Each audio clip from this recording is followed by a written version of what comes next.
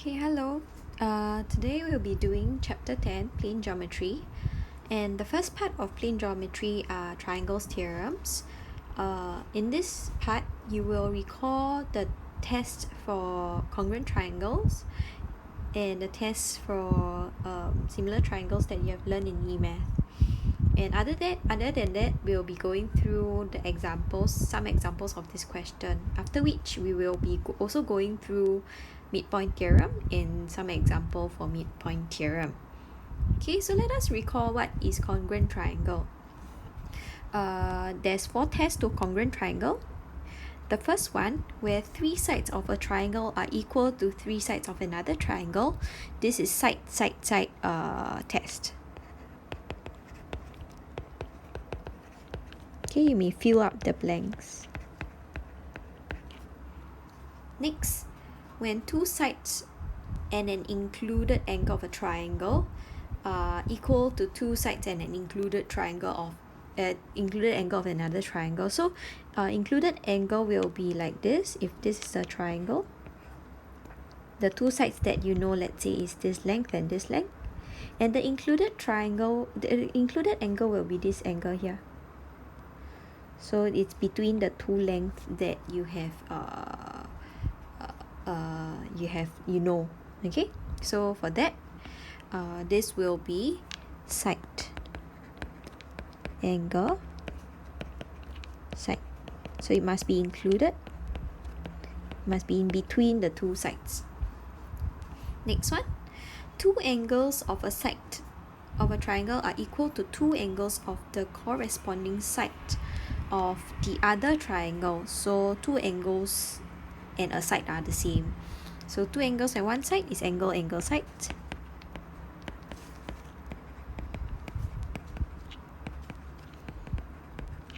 We call it AAS. And lastly, this is only applicable to right angle triangle. So one side of the right angle triangle and hypotenuse are equal to the hypotenuse and the corresponding side of the other triangle. So do remember, it is right angle triangle, so we know it's right angle, followed by hypotenuse,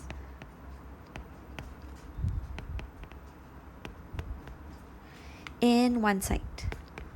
So therefore becomes the short form will be RHS.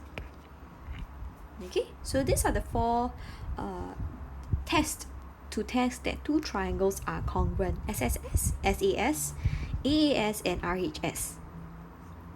Next part will be the test for similar triangles. So for similar triangles, there is 3 tests.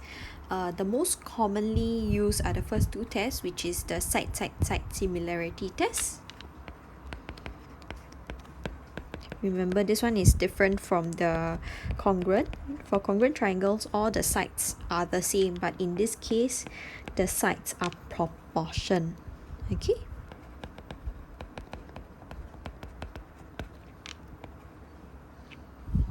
It means they are in a certain ratio.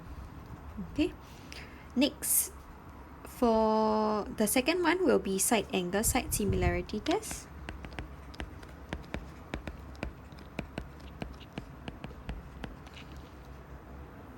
Remember, for similarity test, please do write similarity after the short form. So it's SAS similarity. It's different from SAS for congruent triangles. And lastly, for the third part, this is the most common one, sorry. This is the most common part whereby 2 angles of a triangle are equal to 2 angles of the other triangle. We can assume the third angle is the same because the total interior angle of a triangle is 180. So since 2 angles are the same, the third angle will be just 180 minus the 2 same angles. So in this case, this one is angle. So all 3 angles are the same. We can say that they are actually similar triangles.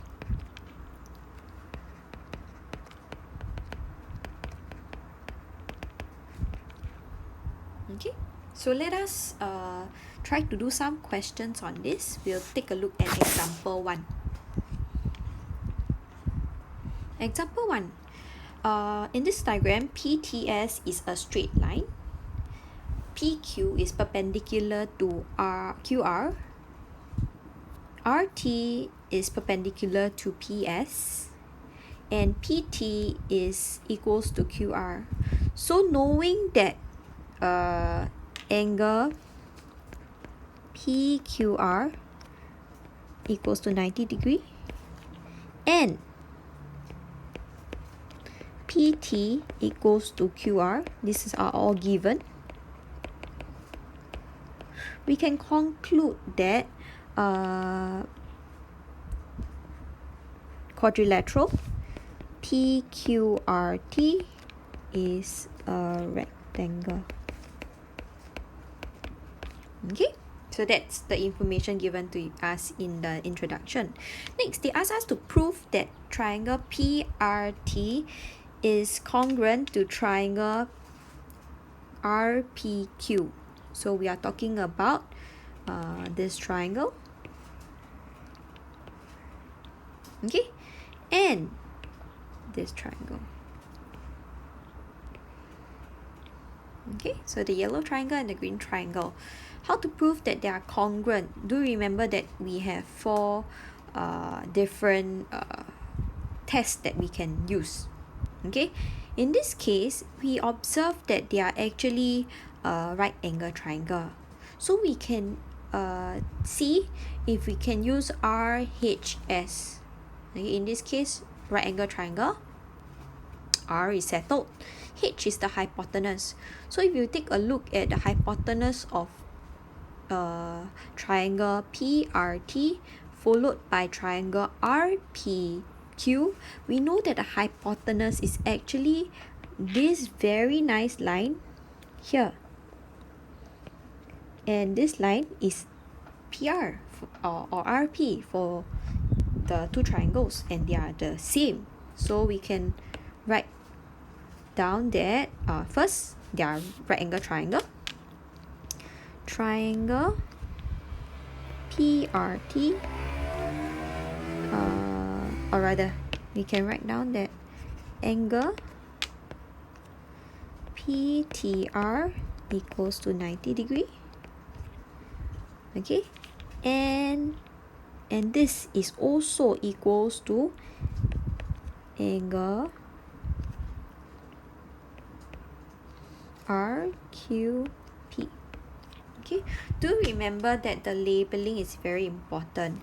If you're talking about PTR, we start with P, T followed by R. Okay, so we were talking about PTR for one of the triangle. The corresponding side for the other triangle will be, this is the first one, second point and third point. The corresponding angle will be RQP. Okay, so you can see that they are corresponding. So we have RQP. So these are the corresponding sides to each of the triangle. So in this case, when we talk about PTR, remember we are talking the corresponding sides will be angle RQP, and this is given in the question. Next, what else is given in the question? We also have length of PT equals to the length of PT. So we have PT equals to the length of RQ. And this is also given. Next, we are talking about the hypotenuse here. Next will be a hypotenuse, and the hypotenuse here is the length PR, and the length PR will be the same as the length RP. So PR, RP. Okay, this one is the common side for both triangle. And with that, this one is the right angle, this one is one side, and this one is the hypotenuse. So we can conclude that triangle PRT is congruent to triangle RPQ by RHS.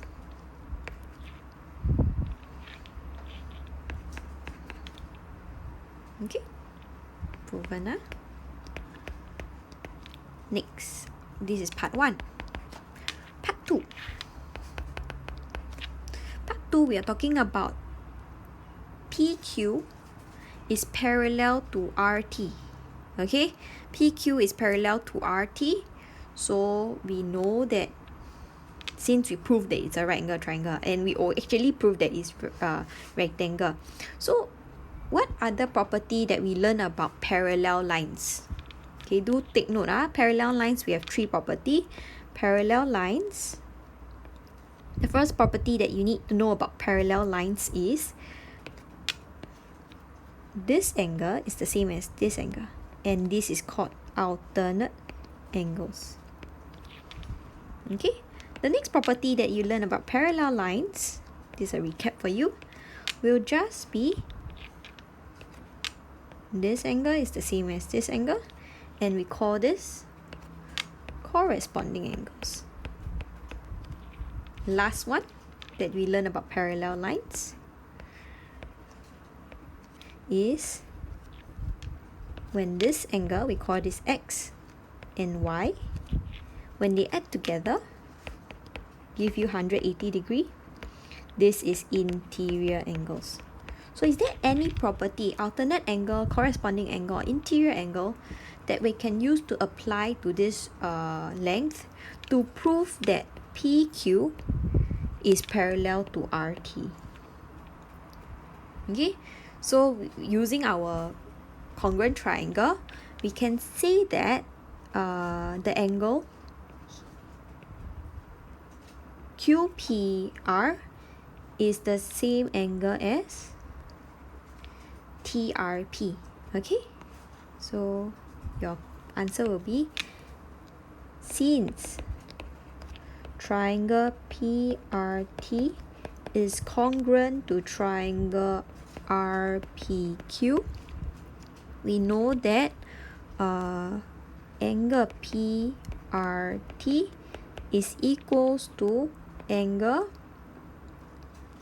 RPQ.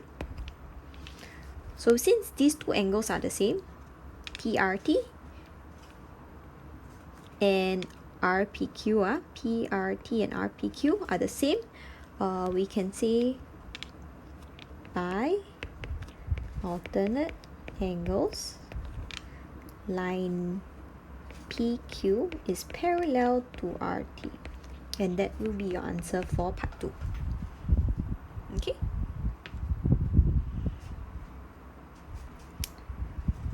Next one.